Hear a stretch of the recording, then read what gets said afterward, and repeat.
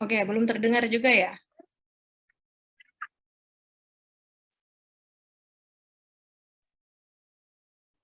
Belum, dokter.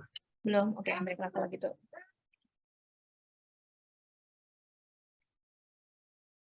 Assalamualaikum warahmatullahi wabarakatuh. Hari ini sekarang terdengar. Jelas atau terlalu kecil? Jelas, dokter. Terdengar, dokter. Silakan.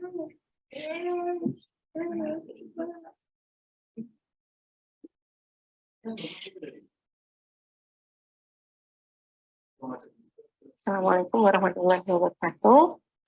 Hari ini kita akan belajar mengenai vaskularisasi ekstremitas superior dan inferior.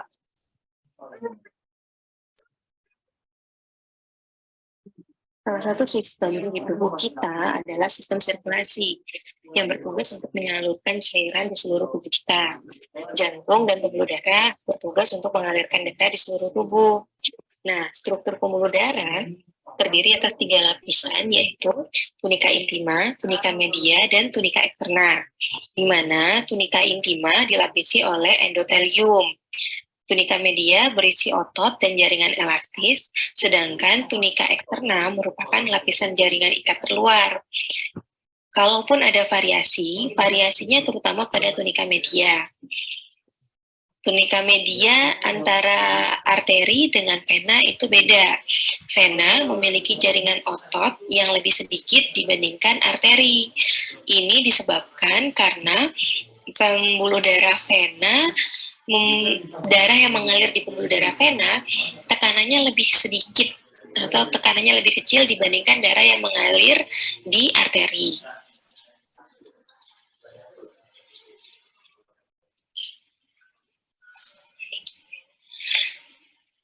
Saat ini kita tahu.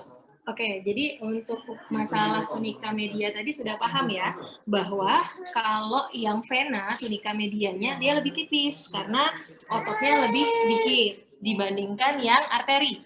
Oke, lanjut ya.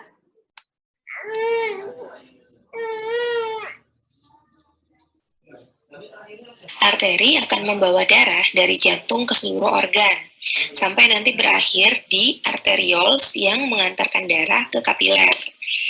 Arteri itu atau pembuluh darah memiliki ukuran yang berbeda-beda. Jadi baik arteri maupun vena dia memiliki ukuran yang berbeda-beda, dari yang paling besar sampai makin lama makin mengecil. Nah, nanti berakhir di arteriol. Kapiler itu merupakan tempat pertukaran nutrisi, oksigen, metabolit, dan substansi lain. Kapiler ini merupakan anastomosis, jadi ada hubungan antara arteriol dengan venula. Jadi kapiler itu terbentuknya oleh hubungan antara arteriol dengan venula. Venula merupakan pembuluh darah yang ukurannya paling kecil. Nanti venula ini akan membawa darah ke vena yang ukurannya lebih besar, sampai nanti kembali ke jantung.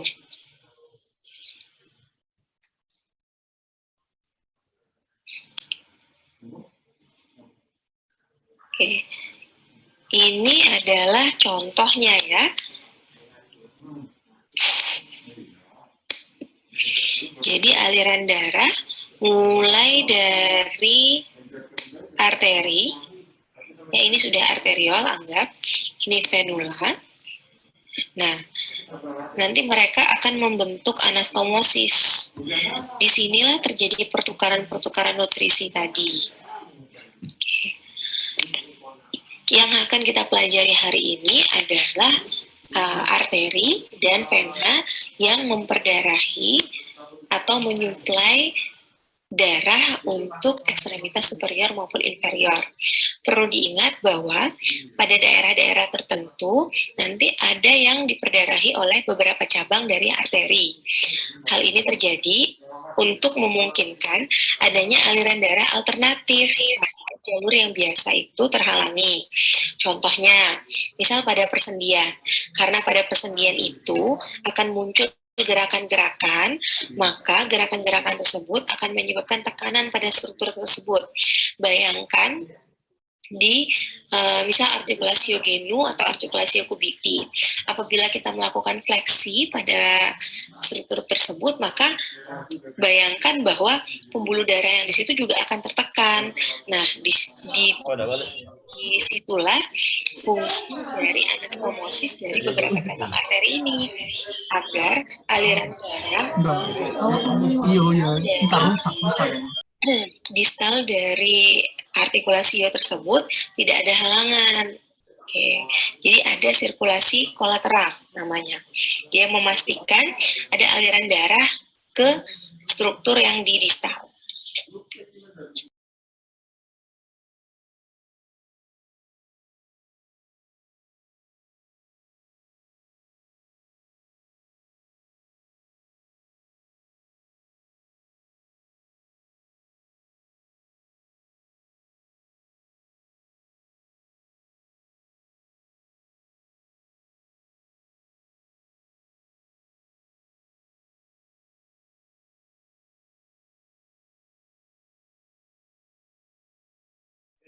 Aduh, saya ke-mute, lupa.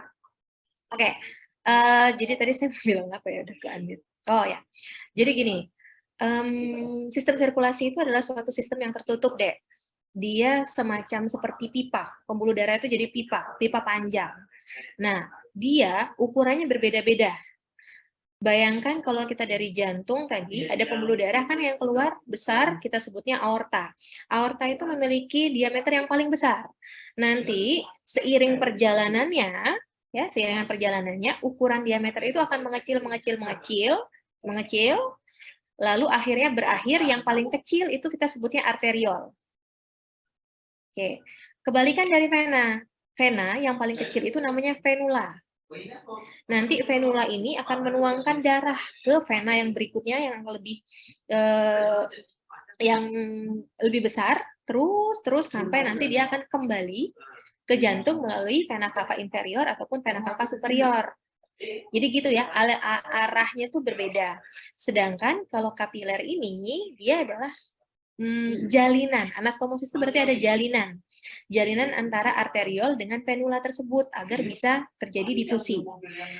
Yang akan kita pelajari ini, nanti kalian akan belajar bahwa beda posisi, maka nama arterinya akan berbeda. Nah, itu yang kita pelajari dulu, batas-batasnya. Oke, kita lanjut ya. Sio tersebut tidak ada halangan. Jadi ada sirkulasi kolateral namanya. Dia memastikan ada aliran darah ke struktur yang di distal. Nah, sekarang kalau kita mau belajar pembuluh darah, kita harus tahu asal dari pembuluh darah tersebut, lalu dia bercabang kemana, jadi apa nama cabang-cabangnya, lalu batasan-batasannya. Karena sistem sirkulasi ini adalah suatu sistem yang tertutup. Jadi bayangkan seperti satu pipa panjang gitu ya, dari jantung sampai ke seluruh tubuh. Yang membedakan namanya itu berdasarkan di mana lokasinya. Gitu. Jadi bukan strukturnya berbeda, tapi setelah dia melewati titik tertentu, maka namanya berganti. Seperti itu ya. Jadi kita tahu bahwa jantung itu nanti yang keluar dari jantung kita sebut aorta. Nah, aorta ini nanti ada pembagian-pembagiannya. Ada aorta ascendens, ya, pada saat dia naik ke atas kita sebutnya aorta ascendens. Lalu pada saat dia melengkung kita bilang arcus aorta. Lalu dia akan turun ke bawah. Di bagian toraks kita sebutnya aorta thoracicus, sedangkan begitu dia mencapai abdomen kita sebutnya aorta abdominalis. Nah, di pelajaran kita yang penting itu adalah cabang dari arcus aorta dan cabang dari aorta abdominalis. Nanti arcus aorta akan memberikan cabang yaitu arteri subclavia yang merupakan pemasok utama untuk pembuluh darah di ekstremitas superior, sedangkan aorta abdominalis nanti akan mengeluarkan arteri iliaca eksterna yang merupakan arteri utama untuk ekstremitas inferior. Oke, yang pertama kita lihat yaitu arcus aorta. Ini nanti bisa dibaca, saya perlihatkan gambarnya ya. Nah,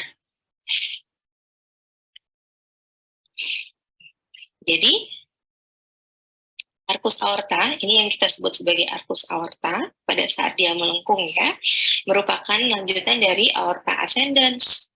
Nanti dia jalannya akan menurun. Jadi melengkungnya seperti ini. Nanti arcus aorta ini berakhirnya di mana? Berakhir setinggi diskus intervertebralis antara vertebra thoracalis keempat dan vertebra thoracalis kelima. Jadi setelah melewati titik tersebut, setelah melewati diskus intervertebralis vertebra thoracalis 4 dan 5, dia kita ganti namanya menjadi aorta thoracicus. Nah, kira-kira arcus aorta ini panjangnya sekitar 4-5 cm. Yang paling penting, dia punya 3 cabang utama, yaitu truncus brachiocephalicus, satu ya, ini yang saya tunjukkan, truncus brachiocephalicus, lalu ada arteri carotis communis sinistra, dan ada arteri subclavia sinistra. Oke. Ingat tadi yang akan memperdarahi ekstremitas superior adalah arteri subclavia. Kita lihat di sini sudah ada struktur yang sebelah kiri, itu namanya arteri subclavia sinistra. Nah, sekarang yang kanannya yang gimana? Nah, nanti truncus brachiocephalicus ini atau truncus brachiocephalica ini akan memberikan cabang 2, yaitu arteri carotis communis dextra dan arteri subclavia dextra. Oke, jadi ada perbedaannya antara yang dextra dan sinistra. Yang dextra asalnya, kalau ditanya asalnya, itu dari truncus brachiocephalica, bukan dari arcus aorta. Sedangkan kalau arteri subclavia sinistra, cabangnya itu atau dia berasal langsung dari arcus aorta. Ya, itu berbeda. Nanti untuk percabangan dari arteri subclavia, baik yang sinistra maupun dextra, itu sama saja. Yang berbeda adalah kita harus tahu berbeda asalnya, sumbernya berbeda. Nah, ini untuk secara skematis ya. Jadi, arcus aorta, nanti ada cabang 3. Ini yang sebelah dextra, ini sinistra. Kenapa saya tahu? Kita lihat dari truncus brachiocephalicanya. Truncus brachiocephalica kan ada di sebelah dextranya. Lalu ada arteri carotis communis dextra dan arteri arteri carotis communis sinistra dan arteri subclavia sinistra. Oke, lalu si truncus brachiocephalica ini punya cabang arteri carotis communis dextra dan arteri subclavia dextra. Oke, di sini saya ulangi lagi ya untuk memperlihatkan skemanya bahwa arteri subclavia sinistra dan dextra asalnya berbeda. Arteri subclavia dextra berasal dari truncus brachiocephalica, sedangkan arteri subclavia sinistra asalnya langsung dari arcus aorta.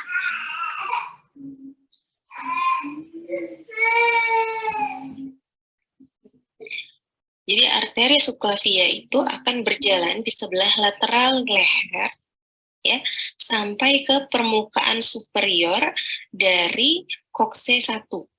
Ya, kokse 1-nya nggak kelihatan. Ini os clavicula. Ya. Nah, ini kokse 1-nya. Jadi, Oke, maaf, saya salah menyebut koste 1 maksud saya ya, bukan kokse. Koste 1. Oke.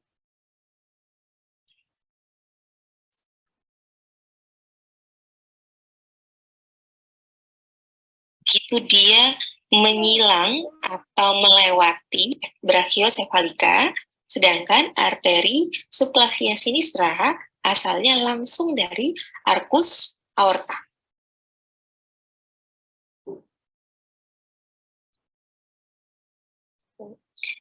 Jadi arteri subclavia itu akan berjalan di sebelah lateral leher ya, sampai ke permukaan superior dari kokse 1. Ya, kokse 1-nya nggak kelihatan. Ini os clavicula. Nah, ini kokse 1-nya. Jadi, nanti arteri subclavia ini, begitu dia menyilang atau melewati tepi lateral dari koste 1, dia ganti nama. Jadi cuma batas ini. Ya, ini koste 1. Oke, ganti nama, kita sebut sisanya yang di distalnya itu adalah arteri axillaris. Oke. Dia punya beberapa cabang, ada arteri fembralis, arteri thoracika interna, arteri dorsalis scapulae, arteri costocervicalis, truncus thyrocervicalis. Oke, jadi nanti arteri subclavia ini akan memperdarahi dinding toraks, leher, medula spinalis, otak, menings, dan terutama adalah ekstremitas superior. Jadi, arteri subclavia ini dia terbagi menjadi 3 bagian. Bagian pertama, kedua, dan ketiga. Siapa yang membaginya? Dia dibagi oleh musculus calenus anterior. Yang ini ya, musculus calenus anterior. Jadi, bagian pertama itu di sebelah medial dari musculus calenus anterior.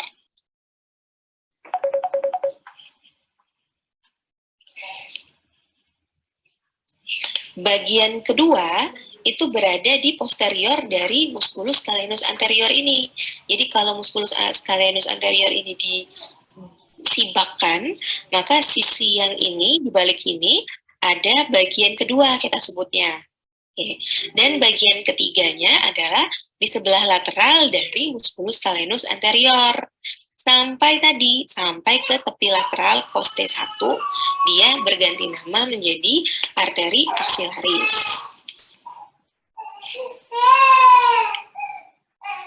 Selanjutnya, untuk arteri axillaris, jadi kelanjutan dari arteri subclavia tadi, dia kita sebut sebagai arteri axillaris. Jadi batasnya begitu dia melewati tepi lateral dari koste 1, dia kita ganti namanya, kita sebut sebagai arteri axillaris.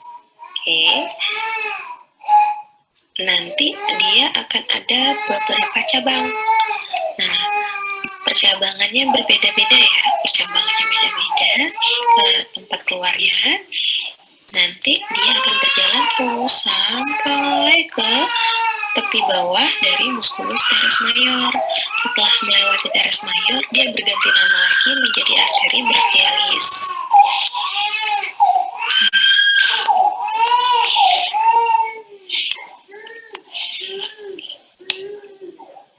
Oke, ini saya tunjukkan arteri axillaris kita. Dia berada ya di balik dari musculus pectoralis minor.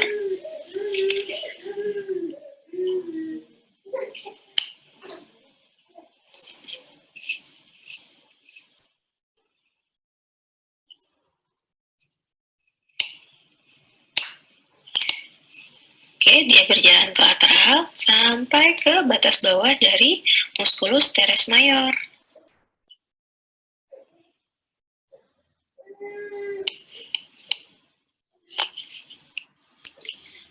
Cabang-cabang dari arteri axillaris itu contohnya arteri thoracalis suprema atau arteri thoracika superior, arteri thoracoacromialis, arteri thoracalis lateralis, arteri subscapularis, ya, yang nanti dia akan bercabang-cabang misal menjadi arteri circumflexa scapulae, arteri thoraco-dorsalis, arteri circumflexa humeri anterior, arteri circumflexa humeri posterior. Nah, arteri circumflexa humeri anterior posterior ini nanti akan memperdarahi kolum chirurgicum. Arteri axillaris ini nanti cabang-cabangnya juga akan memperdarahi aksila, regio bahu, dan regio pectoralis. Nah, ini adalah contoh ya, salah satu contoh anastomosis di persendian. Ya. Jadi yang memperdarahi scapula posterior itu merupakan ada anastomosis dari cabang-cabang dari arteri subclavia.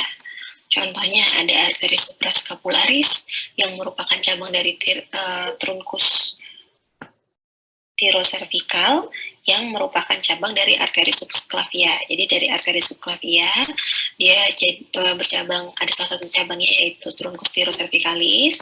Trunkus tiroservikalis itu salah satu cabangnya adalah arteri supraskapularis.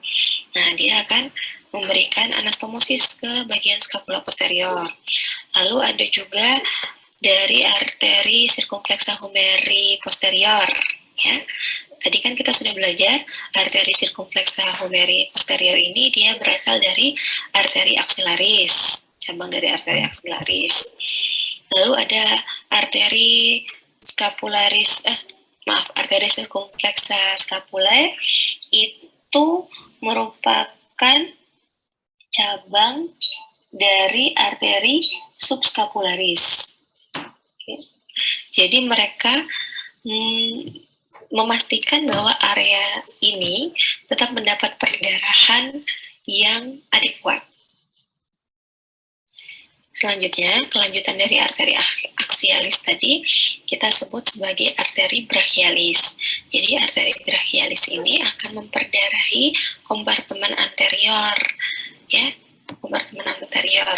Nah, yang paling penting nanti dia akan memberikan cabang yang kita sebut sebagai arteri profunda brachii. Ya, yang ini ya. Arteri profunda brachii ini merupakan cabang terbesar dari arteri brachialis. Nanti dia akan berjalan bersama nervus radialis di dalam sulcus radialis menuju ke bagian posterior dari regio brachii. Ya, dia akan memperdarahi contohnya musculus triceps brachii. Oke. Nah, nanti si arteri profunda brachii ini terus akan berjalan ke bawah dan bergabung di persendian di artikulatio cubiti. Nah, arteri brachialis tadi terus berjalan sampai ke bawah, ya, ke bawah. Dia berada di bagian posterior dari nervus medianus. Nanti setelah dia melewati fossa cubiti, ya, kira-kira di balik dari musculus brachialis, arteri brachialis ini nanti akan berakhir bercabang dua menjadi arteri radialis dan arteri ulnaris.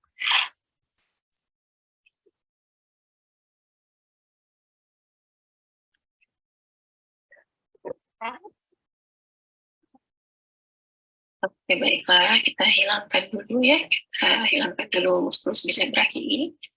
Nah, jadi ini adalah arteri brachialis. Kita sebut dia arteri brachialis setelah dia melewati tepi bawah dari musculus teres mayor. Dia akan berjalan terus ke bawah, ya, berjalan terus ke bawah sampai ke fossa cubiti. Di balik itu musculus brachialis. Nah, kira-kira setinggi kolum radii dia bercabang dua menjadi arteri radialis dan menjadi arteri ulnaris. Itu yang sedang kita tunjukkan adalah cabang yang terbesar tadi, yaitu arteri profunda brachii. Lihat dia akan ke arah kompartemen posterior untuk memperdarahi musculus triceps brachii.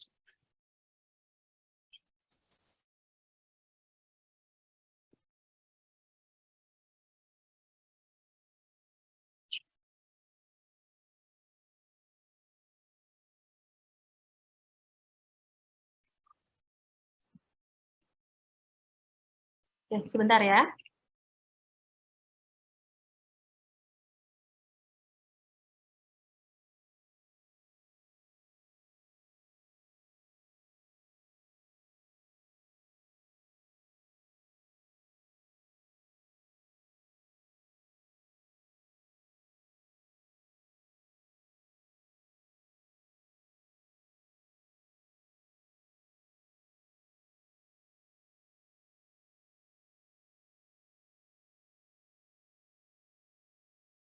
Itu yang sedang kita tunjukkan adalah cabang yang terbesar tadi, yaitu arteri profunda brachii. Lihat dia akan ke arah kompartemen. Terdengar suaranya? Terdengar ya? Terdengar, Dengar dokter. dok. Kita lanjut ya.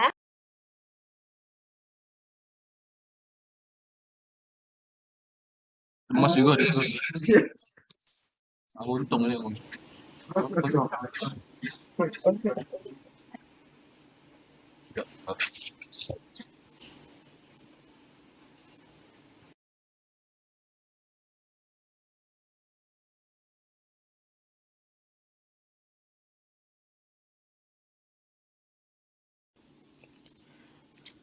Untuk arteri di regio antebrachii itu merupakan cabang dari arteri brachialis, ya, cabang dari arteri brachialis yaitu arteri radialis dan arteri ulnaris. Ini nanti akan memperdarahi kompartemen anterior. Oke.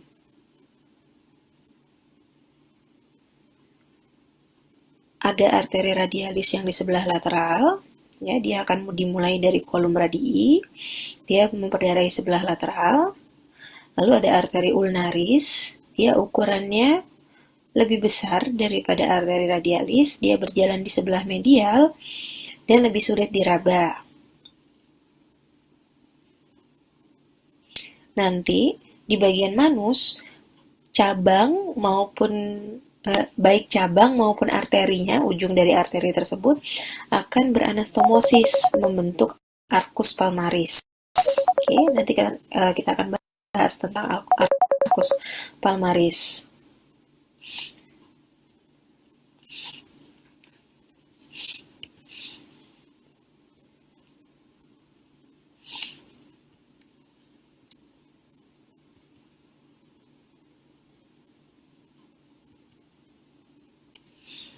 Oke. Cabang dari arteri radialis itu ada arcus palmaris profunda dan ada ramus superficialis arteri radialis.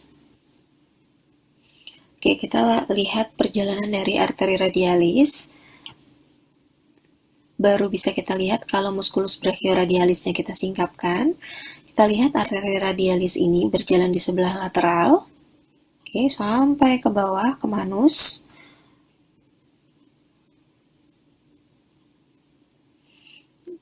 Nah, dia di manus akan masuk ke arah lateral dan posterior, ya, ke arah posterior dia.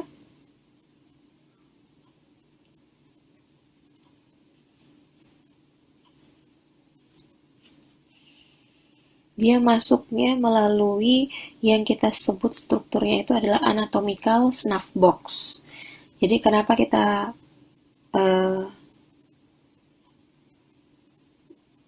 pelajari untuk yang arteri radialis ini, salah satunya adalah pulsasi atau denyut dari arteri radialis ini kan yang biasanya kita raba untuk mengukur denyut nadi, betul ya? Nah, biasanya yang kita raba yang di arah distal kan, di arah distal.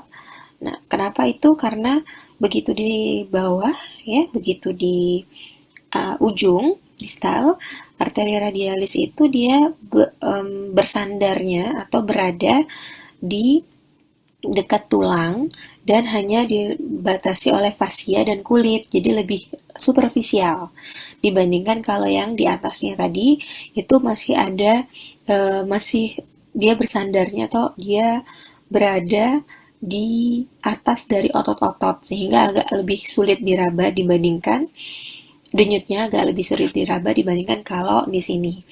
Nah, selanjutnya kita belajar mengenai anatomical snuff box ya. Jadi si arteri radialis ini dia akan masuk ke manus, jadi di sebelah lateral dari pergelangan tangan ya. Ada struktur kita sebut anatomical snuff box.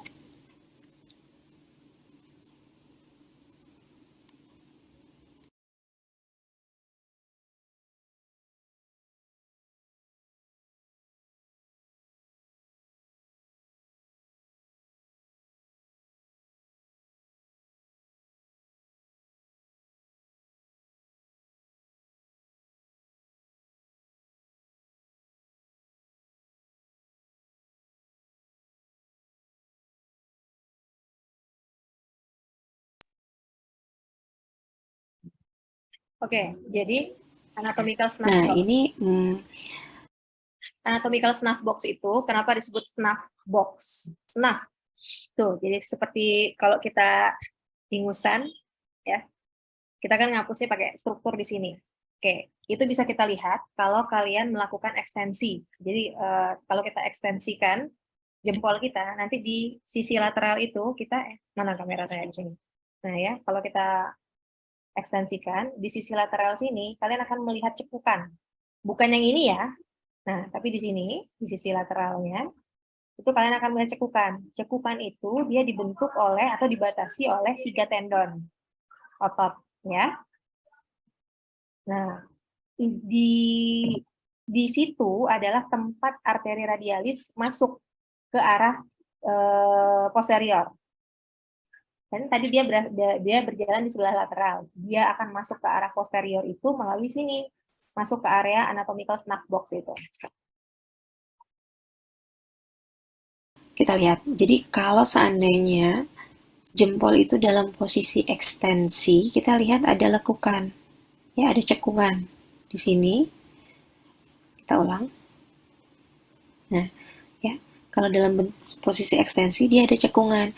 Cekungan itu dibentuk oleh beberapa batas-batas tendon, ya, yaitu tendon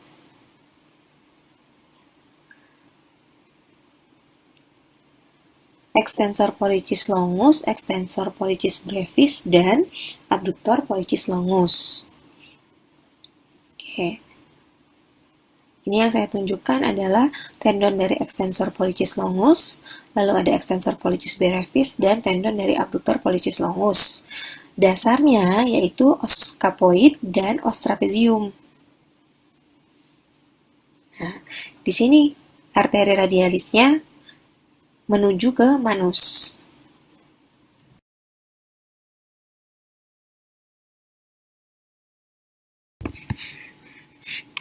Oke, selanjutnya salah satu cabang dari arteri brachialis yaitu arteri ulnaris. Dia berada di sebelah medial. Nah, nanti dia akan memberikan cabang ya di bagian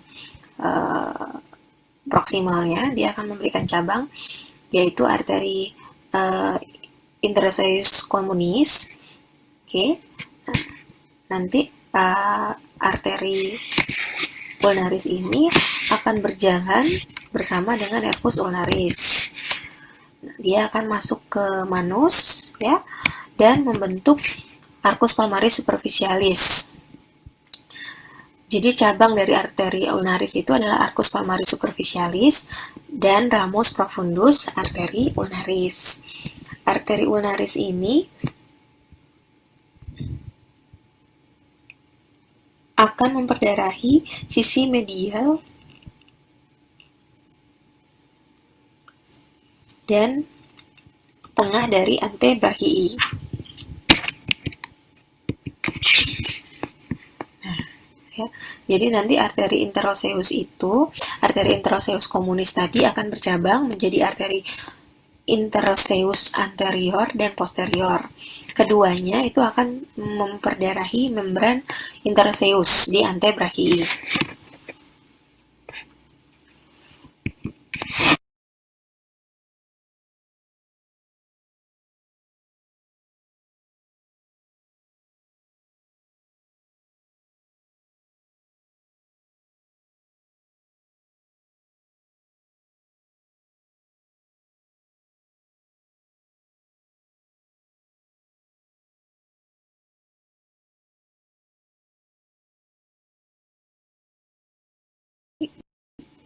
Manusia ini memiliki suplai darah yang baik.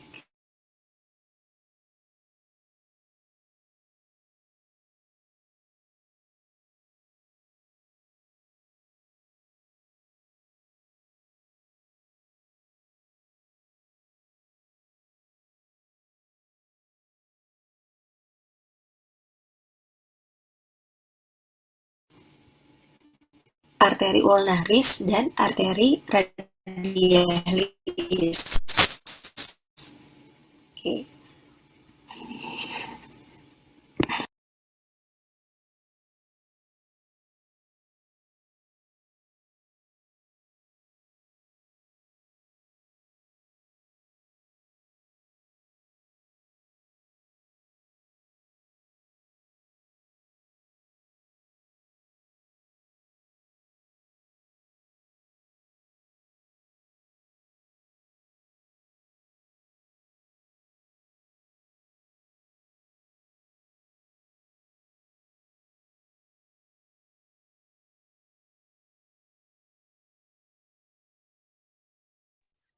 Maaf ya, saya terlempar. Tadi kita batas arteri radialis ulnaris ya, kalian?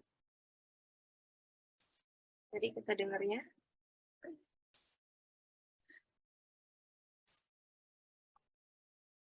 Apakah suara saya sudah terdengar, Dek?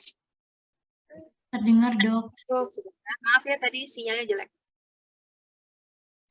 Jadi, pembuluh darah yang ada di manus ini merupakan gabungan antara arteri ulnaris dan arteri radialis.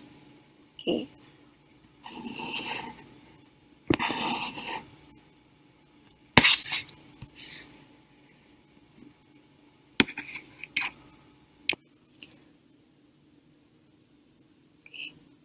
Jadi, arteri radialis itu kontribusinya terutama untuk menyuplai area jempol sampai sisi lateral dari jari telunjuk.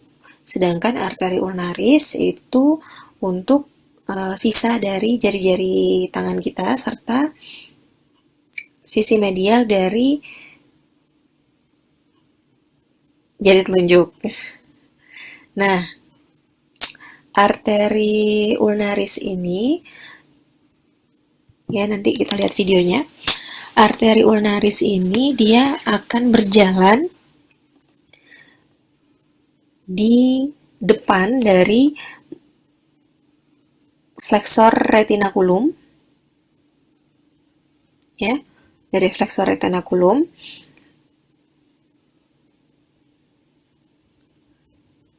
Nanti dia bercabang dua,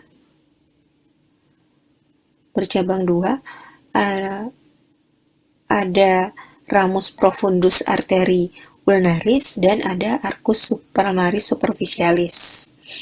Ya. Jadi arcus palmaris superficialisnya itu merupakan kelanjutan dari atau ujung terminal dari arteri ulnaris itu adalah arcus palmaris superficialis. Tapi dia ada cabang yang ke arah dalam, yaitu ramus profundus arteri ulnaris.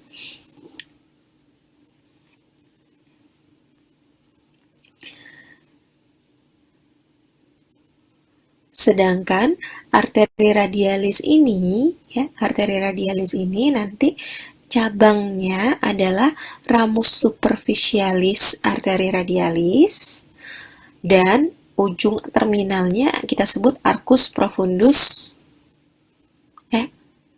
arcus palmaris profundus. Arcus palmaris profundus. Oke, ini secara skema ya. Secara skema terlihat ada dua arcus yang ada di regio manus. Ada arcus palmaris superficialis dan ada arcus palmaris profunda. Yang superficialis dia letaknya lebih ke distal. Oke, kedua arcus ini dibentuknya oleh arteri radialis dan arteri ulnaris. Jadi arteri radialis itu akan berakhir atau ujung terminalnya kita sebut sebagai arcus palmaris profundus. Kalau yang arteri ulnaris ujung terminalnya adalah arcus palmaris superficialis. Nah, yang radialis akan kasih cabang. Dia kan yang utamanya ke profunda ya, tapi dia akan kasih cabang ke superficial.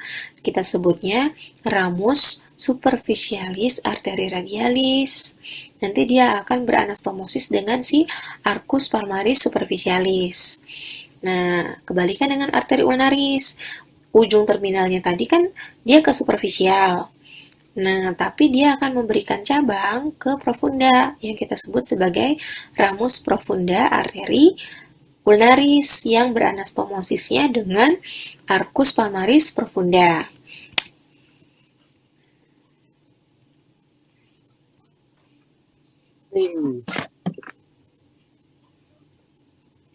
Nah, ini ya, saya perlihatkan. Ini kan retinaculum flexorum. Ini arteri ulnaris. Tadi kan berjalannya di anterior dari retinaculum flexorum ini. Nah, arteri ulnaris ini, ujung terminalnya kita sebut arcus palmaris superficialis. Tapi dia kasih cabang juga ke bagian profunda. Kita sebutnya sebagai ramus profunda arteri ulnaris. Ini saya sedang mau menunjukkan bahwa ramus profundanya arteri ulnaris ini akan beranastomosis dengan ujung terminal dari arteri radialis tadi.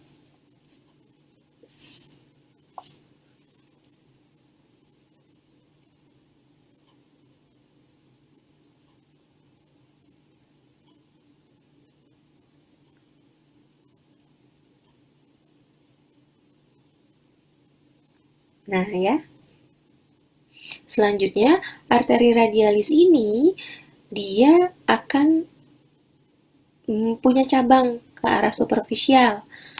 Nah, namanya ramus superficialis arteri radialis.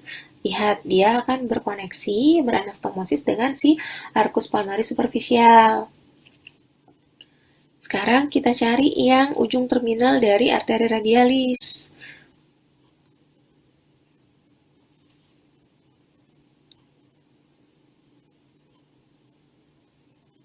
Dia akan ke arah profunda.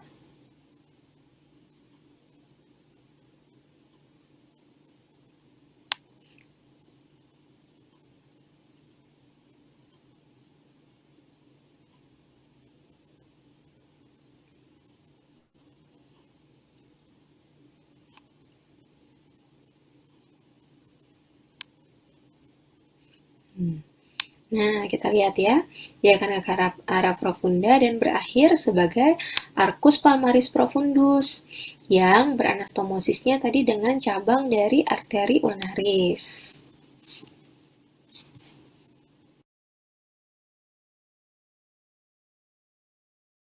Oke, jadi tadi yang harus dipahami mengenai arcus palmaris ya, bahwa arcus palmaris ada dua, ada superficial dan ada profunda. Dua-duanya merupakan anastomosis antara arteri ulnaris dan arteri radialis. Kalau arteri ulnaris tadi, dia akan ke arah anterior. Jadi dia akan ke arah superficial ya, anterior. Dia berakhirnya sebagai arcus palmaris superficialis, ketemunya dengan cabang dari arteri radialis. Ya kan? Nah, cabang arteri radialis tadi kita sebutnya ramus. Ramus itu adalah cabang. Ramus superficialis arteri radialis. Nah, itu yang membentuk arcus palmaris superficialis. Cabang arteri ulnaris tadi, dia akan ke bawah, ke profunda. Kita sebutnya ramus profundus arteri ulnaris. Dia akan bertemu dengan ujung dari arteri radialis, yaitu arcus palmaris profundus. Oke? Jadi ada yang ramus superficialis, ada yang ramus profundus. Beda arteri. Nanti akan ada arcus palmaris superficialis dan ada arcus palmaris profundus. Oke. Jadi tadi yang sudah kita pelajari ada arteri subclavia. Nanti sampai batas coste 1 dia kita sebutnya arteri axillaris. Baru nanti batas teres mayor dia kita sebut arteri brachialis. Lalu sampai di kolum radii bercabang, ya bercabang kita sebutnya arteri radialis dan arteri ulnaris. Itu yang besar-besarnya yang harus diketahui. Lalu yang penting juga nanti ini adalah arteri circumflexa humeri, anterior posterior, dia merupakan cabang dari arteri axillaris ya. Oke, dia merupakan cabang dari arteri axillaris. Ini nanti yang berbeda dengan perdarahan yang waktu di ekstremitas inferior. Kalau yang ini, si sirkumfleksanya, arteri sirkumfleksanya merupakan masih cabang dari arteri aksilaris. Oke. Untuk ekstremitas superior, itu saja, sudah ya, kita lanjut.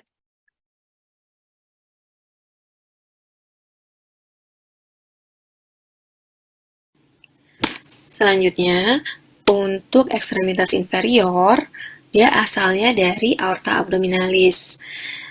Aorta abdominalis ini merupakan kelanjutan dari aorta thoracic. Nah, nanti setinggi vertebra lumbalis keempat, dia terbagi menjadi arteri iliaca interna dan arteri iliaca externa. Di setinggi vertebra lumbalis keempat ini, dia terbagi menjadi arteri bukan terbagi, dia berubah nama menjadi arteri iliaca communis. Kemudian setinggi diskus intervertebralis antara vertebra lumbalis keempat dan kelima, dia baru terbagi lagi bercabang dua menjadi arteri iliaca interna dan eksterna. Nanti yang penting kita bahas adalah cabang dari arteri iliaca eksterna, karena dia yang akan mendistribusikan darah ke ekstremitas inferior. Nah, secara skema begini. Nanti dari aorta abdominalis, ya, dia bercabang dua dulu menjadi arteri iliaca communis. Nanti baru dari arteri iliaca communis ini bercabang dua menjadi arteri iliaca interna dan arteri iliaca externa. Yang interna akan memperdarahi area pelvis. Jadi viscera-viscera pelvis itu diperdarahi terutama oleh arteri iliaca interna. Dan juga yang arteri iliaca interna ini akan memperdarahi regio gluteal. Sedangkan arteri iliaca externa akan berjalan ke inferior, melewati ligamentum inguinal, dia akan memperdarahi regio femoris, cluris, dan pedis. Nanti ada arteri-arterinya, ada arteri femoralis, ada arteri poplitea, tibialis anterior posterior, ada arcus pedis, gitu ya. Oke, ini secara skema ya, arteri iliaca interna yang berasal dari arteri iliaca communis. Jadi percabangannya kira-kira setinggi diskus intervertebralis antara vertebra lumbalis keempat dan kelima. Oke, nah di sini nggak kelihatan, tapi struktur pentingnya nanti ada ureter yang menyilang arteri iliaca communis ini. Jadi nanti sebagai penanda itu adalah ada ureter di sini, ya. Nah, arteri iliaca interna ini dia merupakan arteri utama pelvis. Nah, tapi dia juga akan memperdarahi arteri area glutea, ini yaitu melalui cabang arteri gluteal. Jadi nanti dia memberikan cabang, ada cabangnya arteri gluteal inferior dan arteri gluteal superior. Oke, kalau arteri gluteal superior itu, dia merupakan cabang terbesar dari arteri iliaca interna. Dia akan meninggalkan pelvis melalui tepi superior dari foramen ischiadicum major. Dia akan menyuplai musculus gluteus. Ya, menyuplai musculus gluteus.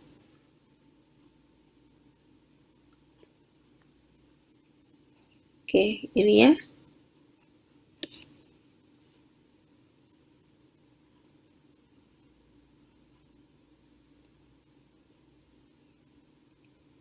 Nah, ini kenapa kita perlu tahu struktur-struktur ini? Jadi bukan hanya menghafal. Nah, salah satunya untuk nanti salah satu tindakan yang akan sering kita lakukan adalah injeksi intramuskular itu di intragluteal. Jadi di area di regio gluteal. Yang harus kita hindari adalah struktur besar ini, yaitu nervus ischiadicus. Ya, kita harus tahu lokasinya nervus ischiadicus di mana. Nah, makanya dari situ akhirnya kita tahu bahwa kalau kita perlu untuk menyuntik intramuskular, kita harus menghindari regio bawah dari regio gluteal. Jadi biasanya kita akan bagi 4 kuadran dan kita akan yang suntik aman itu dilakukan di kuadran lateral atas. ya. Kuadran kanan atas, enggak kanan sih, lateral jadinya, lateral atas, untuk menghindari struktur ini. Oke, arteri femoralis merupakan arteri utama yang ditungkai. Nah, arteri femoralis ini kelanjutan dari arteri iliaka eksterna. Jadi, arteri iliaka eksterna tadi kan akan masuk ke bawah dari ligamentum inguinalis.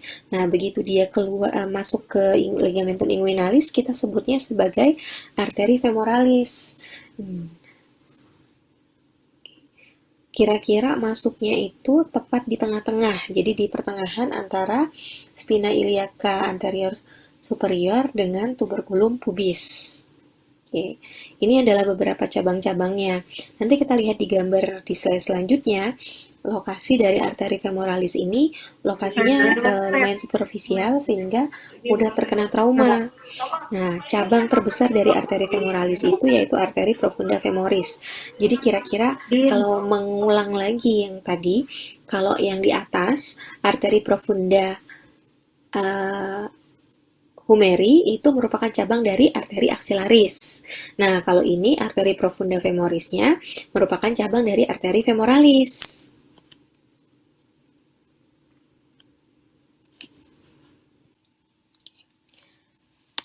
Jadi, salah satu cabang utama dari arteri femoralis tadi adalah arteri femoris profunda yang akan bercabang 3, yaitu arteri perforantes, arteri circumflexa femoris lateralis, dan arteri circumflexa femoris medialis. Nah, arteri circumflexa femoris lateralis dan medialis ini nanti akan mengelilingi kolum femur, ya. Jadi bedanya kalau arteri circumflexa humeri tadi anterior posterior, asalnya dari arteri aksilaris. Nah, kalau yang arteri circumflexa femoralis ini lateral dan medial, dan dia berasal dari arteri profunda femoris. Oke. Nanti arteri femoralis ini akan berjalan turun di sepanjang permukaan anterior dari paha. Nanti dia akan masuk ke kanal adductorius, ya, akan masuk ke kanal adductorius dan masuk ke hiatus adduktor. Nah, nanti dari sini dia akan menuju ke bagian posterior sampai ke arah fossa poplitea, nanti berubah nama menjadi arteri poplitea. Nah, ini secara skema ya. Jadi arteri femoralis itu nanti akan masuk ke triangulus femoralis. Kemudian dia akan ada cabang arteri profunda femoris.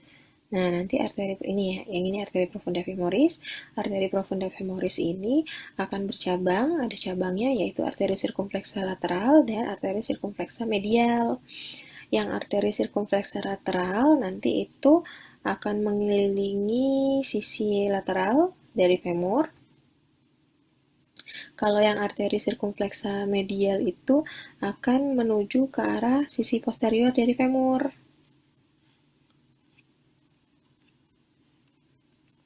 Nah, ini adalah tempat pulsasi untuk arteri femoralis. Jadi, arteri femoralis tadi akan masuk ke triangulus femoralis. Nah, si triangulus femoralis ini apa sih? Struktur apa? Dia adalah struktur segitiga di sini ya. Jadi, triangulus femoralis ini terutama akan terlihat kalau kita posisikan paha kita ini fleksi, ya, jadi sendi panggulnya fleksi, abduksi, lalu rotasi lateral. Jadi dia difleksikan, abduksi, lalu rotasi lateral, akan terlihat cekukan. Nah, cekukan itu dia batas-batasnya ya, yang di bagian superior yaitu ligamentum inguinalis. Di sebelah medial dia ada musculus adductor longus. Oke, musculus adductor longus. Di sebelah lateralnya dibatasi oleh musculus sartorius. Nah, nanti di sini di dasarnya itu ada musculus iliopsoas dan pectinus. Si pulsasi arteri femoralis ini bisa teraba di sini. Oke. Jadi, tadi arteri femoralis itu masuknya di pertengahan antara ligamentum inguinali ini, pertengahannya berarti antara sias, yaitu spina iliaca anterior superior, dan tuberculum pubicum. Nah, ya, jadi penting kita tahu trigonum femoralis ini. Nanti di sini dia ada struktur selain arteri femoralis juga ada vena femoralis, ada nervus femoralis, ya. Di situ yang penting. Selanjutnya arteri poplitea. Nanti arteri poplitea ini menyediakan anastomosis juga ke sendi atau artikulasio genu.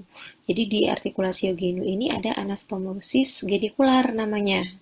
Nah, dia merupakan anastomosis antara arteri popliteal, ya. Jadi arteri popliteal ini yang di arah belakang, arah posterior, arteri popliteal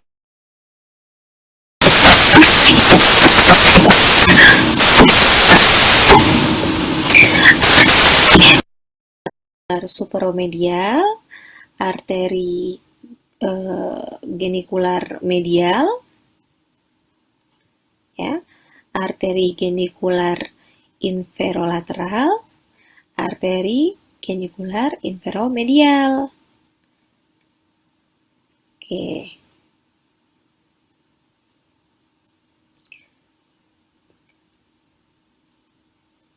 Nah, nanti salah satu yang membentuk anastomosisnya ini adalah cabang dari arteri sirkumflexa femoralis lateralis. Salah satunya juga nanti akan membentuk percabangan di artikulasio genu.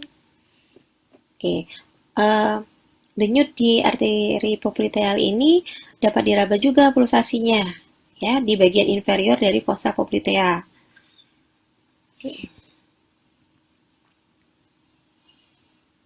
Oke, ini cabang-cabangnya tadi sudah ya. Nah, selanjutnya arteri popliteal tadi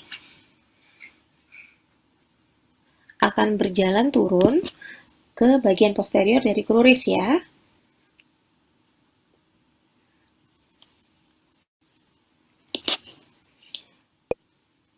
Dia nanti akan bercabang menjadi arteri tibialis anterior dan arteri tibialis posterior. Jadi, arteri popliteal cabangnya dua, arteri tibialis anterior dan arteri tibialis posterior. Di bagian anterior dari kruris itu nanti ada salah satu cabang dari arteri poplitea, yaitu arteri tibialis anterior. Dia akan berjalan dari inferior dari musculus popliteus. Dia akan menembus membrana interoseus ke arah anterior dari kruris. Nah, nanti di bagian pergelangan kaki, begitu sampai setinggi malleolus medialis, dia berubah namanya menjadi arteri dorsalis pedis. Oke, arteri dorsalis pedis. Oke. Nah, nih, arteri tibialis anterior merupakan cabang terminal dari arteri poplitea. Oke. Nanti dia berjalannya bersama nervus peroneus profunda.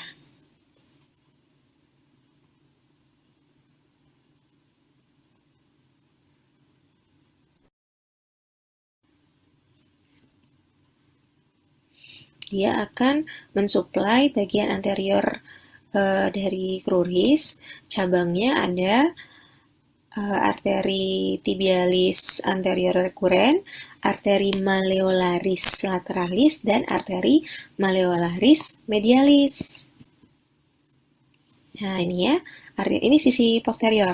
Arteri popliteal, nah nanti dia akan bercabang dua menjadi yang tibialis anterior dan tibialis posterior. Kita lihat di sini arteri tibialis anteriornya akan menuju ke arah anterior, dia menembus membran interoseus. Ya. Nih, sisi anteriornya. Dia setelah menembus membran interoseus. Nanti setinggi malleolus medialis berubah namanya jadi dari arteri dorsalis pedis.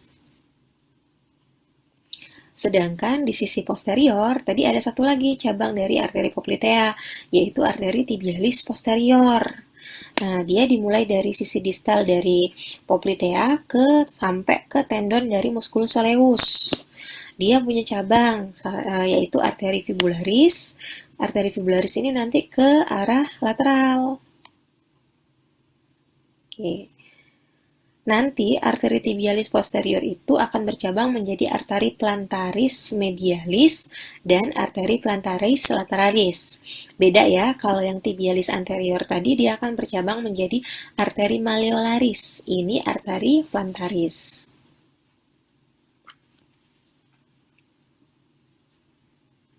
Nah, ini ya.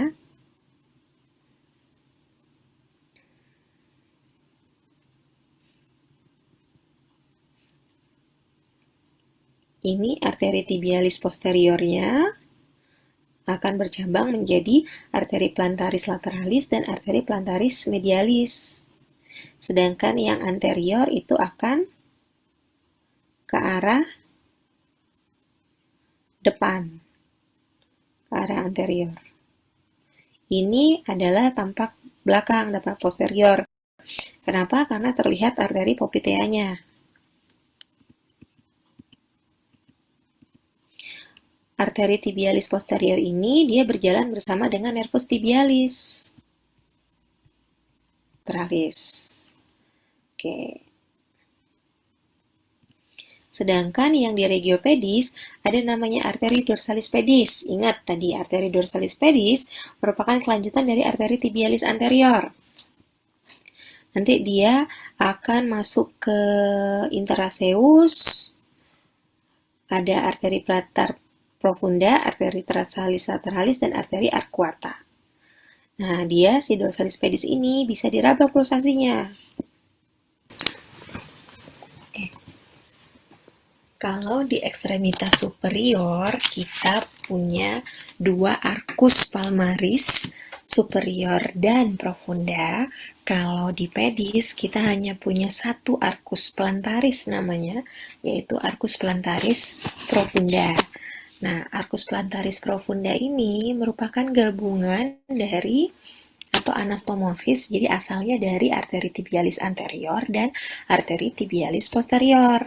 Kalau yang cabang arteri tibialis anterior itu dari mana? Dari arteri dorsalis pedis. Oke, nanti arteri dorsalis pedis itu akan punya beberapa cabang, yaitu arteri tarsalis medialis, arteri tarsalis lateralis, ada arteri arcuata, nah, dan ada arteri plantaris profunda.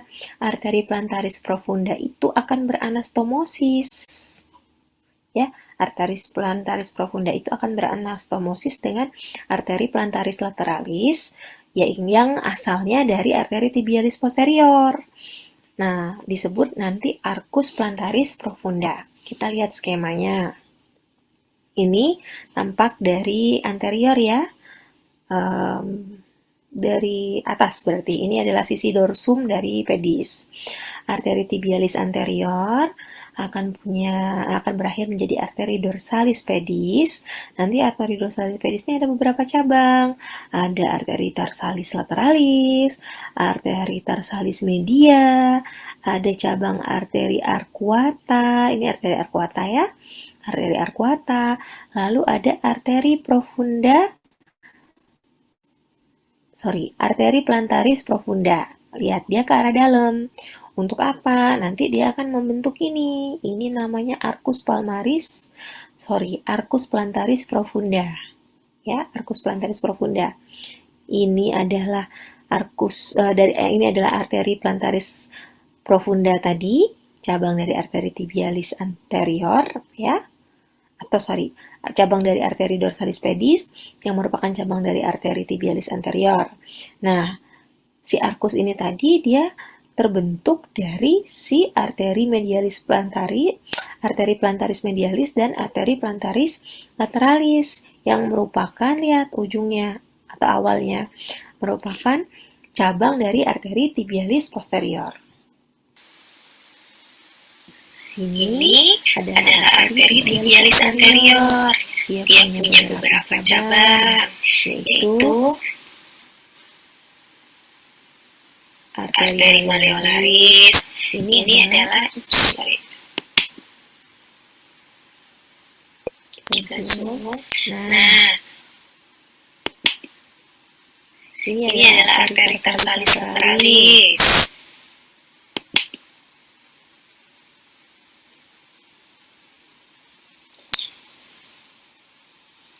Lalu ada arteri tarsalis media.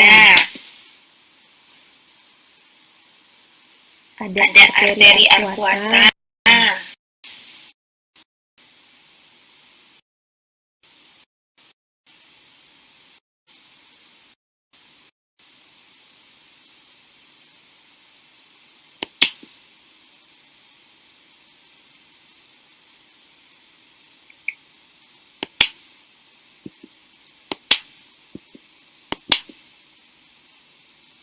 Nah, Arteri plantaris plantaris profunda profunda yang yang nanti nanti ya, kita hilangkan dulu. tuh, Tuh, ini ini arteri arteri plantaris plantaris profunda profunda ini ini akan akan membentuk membentuk atau atau ikut ikut membentuk akan akan ikut ikut membentuk membentuk arcus arcus plantaris. plantaris. Ya, Ya, arcus arcus plantaris plantaris profunda profunda ini. ini.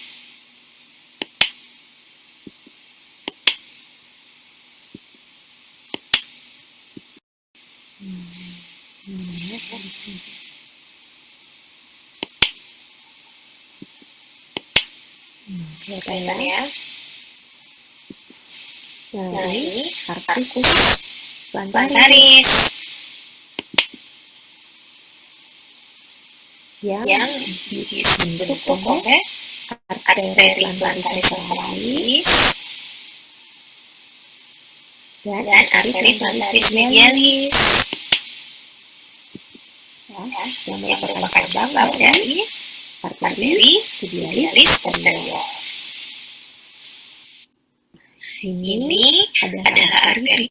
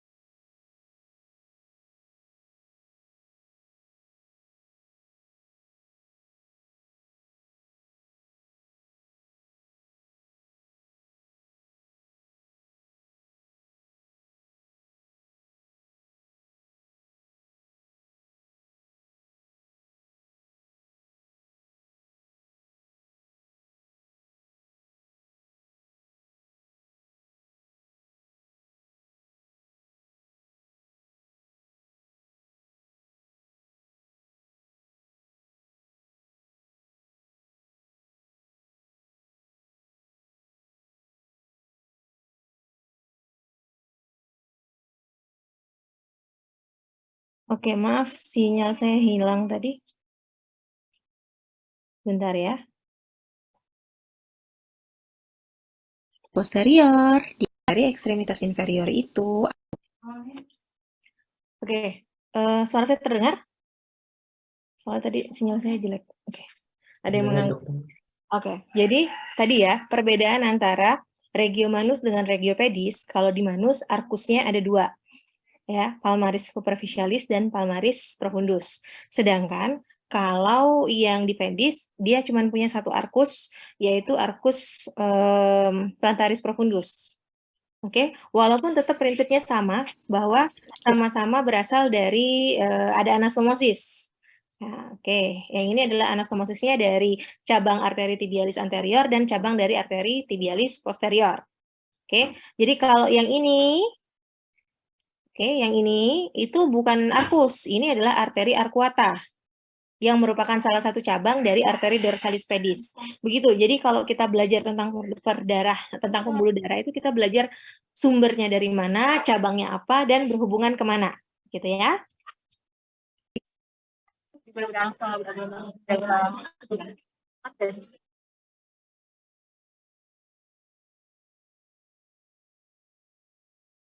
arteri iliaca externa, lalu jadi arteri femoralis, arteri poplitea, jadi arteri tibialis anterior, dan arteri tibialis posterior.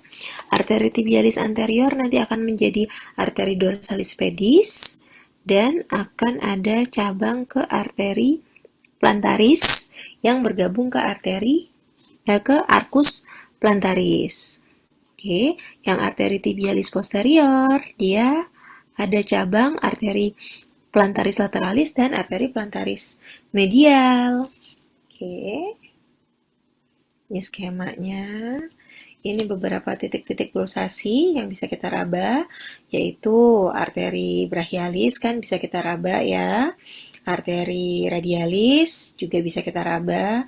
Kalau yang di ekstremitas inferior ada arteri femoralis.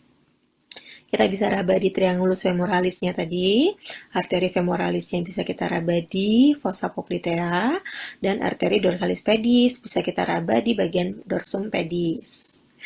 Selanjutnya kita lihat, tadi kan arteri akan mengantarkan darah dari jantung ke seluruh tubuh.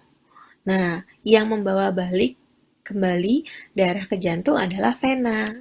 Oke. Jadi, ini beberapa tulisannya masih belum sesuai dengan ini ya, ejaan yang benar ya. Cuman kira-kira nanti yang benarnya bisa dilihat di Sobota.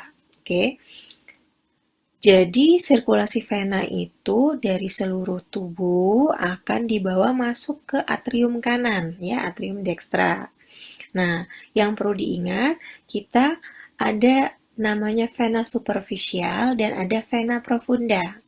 Vena superficial itu letaknya di bawah kulit. Biasanya namanya ada nama tersendiri. Oke, ada nama tersendiri.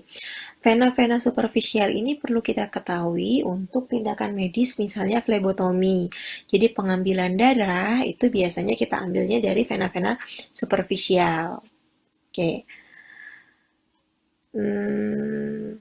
Lalu ada vena profunda. Yang kita maksud dengan vena profunda adalah vena yang barengan ya. Jadi dia yang menemani arteri. Arteri itu ditemani oleh dua vena. Jadi arteri besar itu akan ditemani oleh dua vena yang namanya sama. Jadi misalnya arteri femoralis ya, jadi vena femoralis gitu ya.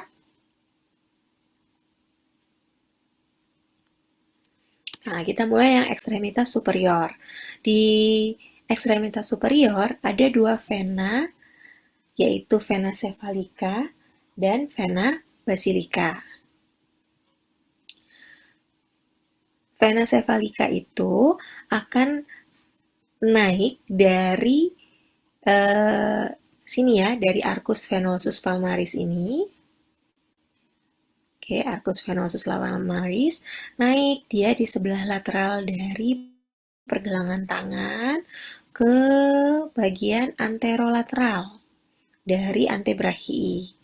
Nah, nanti di bagian fossa cubiti ini dia akan berkomunikasi ya, ada anastomosis, ada hubungan dengan namanya vena mediana cubiti. Oke. Vena mediana cubiti ini tidak terlihat di gambar ya, nanti di gambar satunya bisa kita lihat. Vena mediana cubiti ini jadi komunikasi antara vena cephalica dengan vena basilica. Ini vena basilica.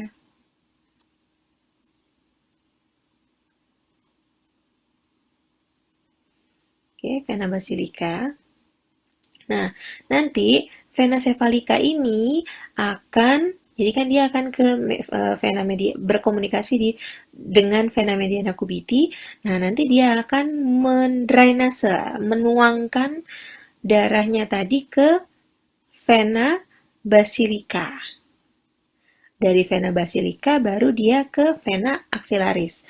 Jadi jalannya berkebalikan ya dengan arah dari arteri.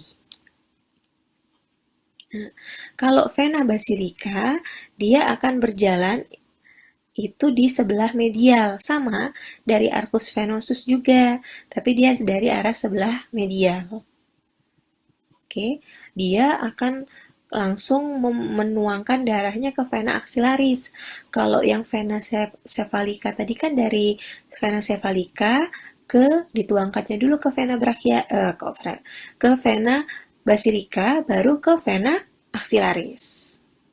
Oke, di skema yang ini tidak terlihat vena cephalika dan vena basilikanya. Cephalika terutama yang di sini nggak kelihatan ya, karena itu vena superficialis. Nah, di skema yang ini nih diperlihatkan ini nama-nama venanya. Ini adalah vena-vena profunda yang menemani arteri yang senama. Ya, jadi vena radialis itu berada atau berjalan bersama dengan arteri radialis. Vena ulnaris berjalan bersama arteri ulnaris, seperti itu. Nah,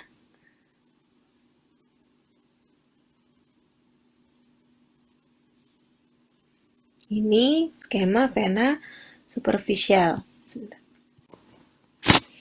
Nah, ini skema drainase, jadi penuangan, ya, penuangan atau bermuara ke. Nanti kalian dapat istilah vena ini bermuara kemana. Jadi dia akan menumpahkan darahnya, aliran darah itu kemana. Nah, jadi di sini skemanya untuk yang ekstremitas superior. Oke. Di fossa cubiti, kalau yang ini yang kelihatan ini adalah vena superficialis ya. Nah, di fossa cubiti ada namanya vena mediana cubiti. Nah, ini. Jadi vena mediana cubiti ini membuat ada hubungan jadi antara vena cephalika dengan vena basilika. Di tengah-tengah begini dia. Biasanya kalau pengambilan darah itu diambilnya di sini, di vena mediana cubiti. Oke, di sini bisa kita lihat. Ini saya mau menunjukkan ada nih ya, ada vena cephalika. Yang ini adalah vena basilika. Nah, di sini ada hubungan di antara mereka. Mereka tuh saling berhubungan melalui vena mediana cubiti. Oke, ini yang sedang ditunjukkan ini adalah vena cephalika, ini vena basilika, ini vena mediana cubiti. Ya. Lalu, nah, sedangkan lihat yang lain-lain ini, arteri-arteri ini nih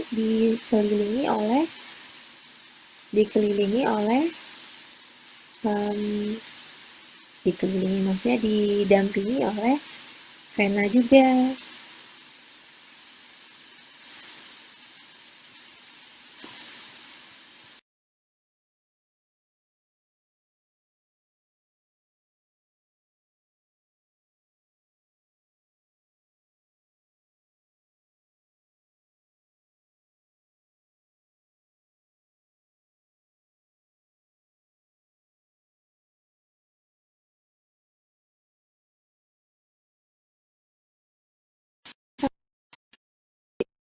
Nah, selanjutnya kita belajar yang ekstremitas inferior. Tadi prinsipnya sama, vena yang profunda dia akan namanya akan sama dengan arteri yang diikutinya. Nah, untuk vena superficialnya dia ada dua, ada vena savena magna dan vena savena parva. Vena savena magna itu nanti akan jadi dia akan mendrainase, jadi bertugas untuk mengangkut darah vena dari arcus venosus dorsalis di sisi medial. Dia akan naik ke atas, tapi dia posisinya di anterior dari malleolus medialis. Ya, posisinya anterior dari malleolus medialis hingga ke bagian posterior, ya, di tepi medial patella. Oke. Nanti dia akan berjalan terus di medial paha dan masuk ke triangulus femoralis. Oke. Dan kemudian dia akan bermuara ke vena femoralis. Ingat vena femoralis tadi ada di mana? Ada di triangulus femoralis ya. Oke. Sedangkan kalau vena savena parva, dia akan mendrainase darah yang sisi lateral dari arcus venosus dorsalis. Dia berada di posisi posterior dari malleolus lateralis. Kalau yang magna tadi di sisi anterior malleolus medialis. Ini dia di posisi posterior dari malleolus lateralis. Dia berjalan bersama dengan nervus suralis. Oke. Dia akan naik ke atas sampai ke pertengahan dari cruris. Setelah di situ dia akan mengosongkan darahnya ke vena poplitea. Oke. Lalu ada juga vena comitantes yang tadi dia akan menemani atau mendampingi arteri-arteri yang ada di tungkai. Nah, nanti si vena poplitea itu akan masuk ke hiatus adductorius, lalu berubah nama menjadi vena femoralis. Jadi perjalanannya itu kebalikan dari arterinya ya, kita menyebutnya. Nah, kira-kira begini ya. Jadi dari sisi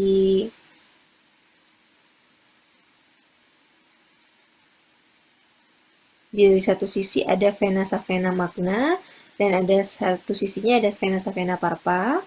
Nanti akan ada si vena savena magna akan masuk ke vena femoralis. Si vena savena parva masuk dulu ke vena poplitea, baru ke vena femoralis, baru dikosongkan lagi ke vena iliaca externa, baru ke vena iliaca communis, ke vena cava inferior. Jadi gitu, perjalanannya berbalik ya.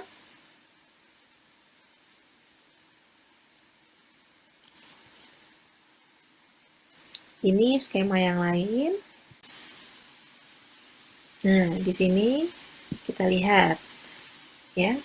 Ini vena savena magna. Dia dari sisi medial, lalu dia berada di anterior dari malleolus medialis. Dia akan naik ke atas sampai menuangkan darahnya ke vena femoralis.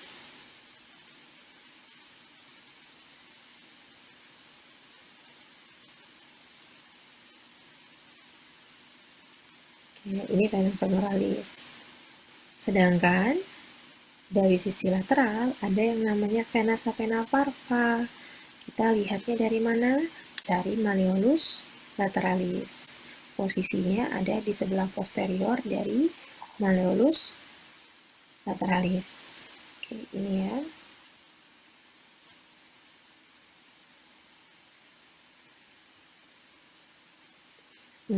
Dia naik ke atas, tapi dia hanya sampai ke poplitea. Jadi dia menuangkan darahnya ke arteri poplitea. Ke arteri, mohon maaf. Vena poplitea.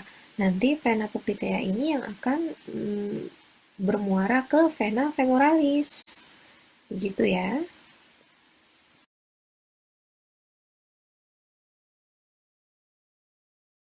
Oke, demikian penjelasan saya. Semoga kalian bisa memahaminya. Lalu yang harus dipelajari adalah kalian harus tahu nama-nama dari masing-masing arteri, terutama arteri ataupun vena yang besar-besar ya. Lalu percabangannya, tapi tidak harus percabangan yang kecil, mendetail tuh nggak perlu. Tapi paling tidak secara yang umum yang seperti yang saya ceritakan tadi. Dan harus tahu dia berasal dari mana, lalu cabangnya kemana, lalu setinggi apa, berganti nama. Jadi posisinya pada saat posisi apa akan berubah nama. Oke, selamat belajar. Assalamualaikum warahmatullahi wabarakatuh. Oke, jadi untuk penjelasan mengenai vaskularisasi seperti itu ya. Apakah ada pertanyaan? Jadi kalau belajar pembuluh darah ingat tadi asalnya dari mana, dia berjalan kemana, ketemunya sama siapa, gitu ya. Kalau saya dulu tuh belajarnya sampai kira-kira setinggi sepertiga dari femur itu dia ada di sebelah mananya, itu nggak usah. Yang penting tadi kalian tahu bahwa oh arteri femoralis itu nanti berakhirnya ke arteri poplitea, misalnya seperti itu. Bahwa arcus di pedis cuma ada satu, sedangkan arcus di manus ada dua. Siapa yang menyusunnya, begitu ya. Saya mau tanya, kalian kan hari Rabu CBT, hari Kamis atau hari Jumat ada jadwal apa? Dan dokter dari Kamis sampai Jumat ada HER blok 2 dan blok 1. Oh, jadi hairnya itu untuk kalian ya, bukan untuk kakak kelas.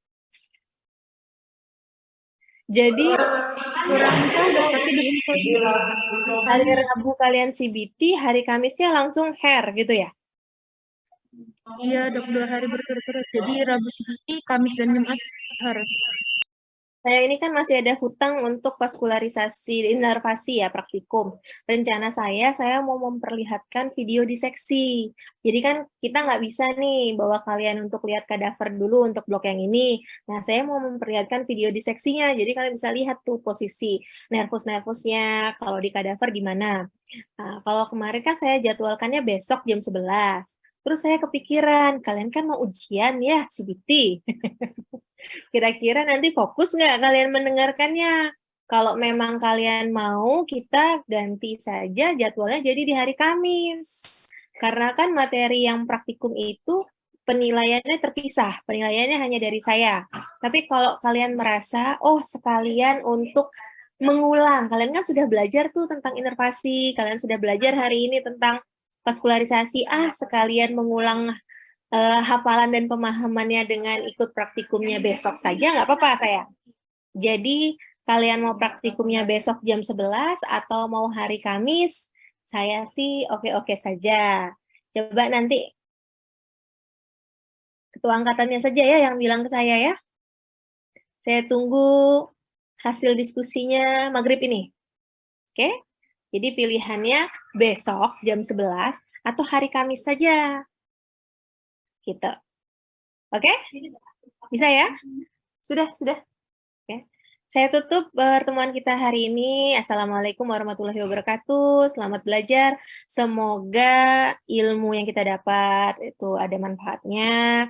Semoga kalian bisa menjawab ujian dengan baik. Semoga nilainya bagus, ya. Amin. Oke, assalamualaikum warahmatullahi wabarakatuh. Waalaikumsalam Waalaikumsalam warahmatullahi warahmatullahi wabarakatuh. wabarakatuh. Terima kasih dokter. Terima kasih. Warahmatullahi wabarakatuh.